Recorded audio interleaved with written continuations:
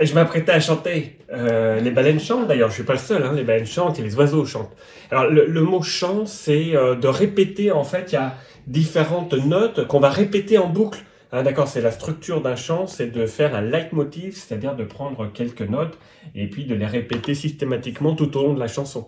Et c'est ce que font les baleines. Les baleines, elles vont émettre des vocalisations, d'accord, des unités sonores, et ces vocalisations, en fait, sont structurées dans le temps, c'est-à-dire qu'elles vont former des phrases, et les phrases vont se répéter tout au long du chant. Alors, un chant de baleine à bosse, ça dure 15 minutes. D'accord? C'est des travaux qui ont été publiés par Roger Penn et Scott McVeigh en 1971. Ils ont écouté les chants des baleines de Hawaï et ils se sont rendus compte, en fait, qu'il y a très peu de vocalisations finalement et que ces vocalisations sont émises dans un certain ordre.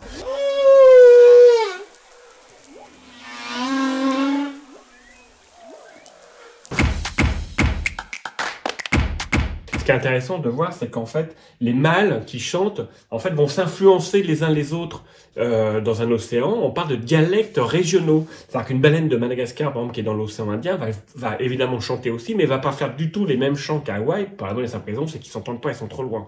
Et on parle aussi de chants ancestraux. En fait, ancestraux parce qu'ils évoluent très peu. D'accord? Comme nous, par exemple, on a des chansons qu'on va répéter de génération en génération.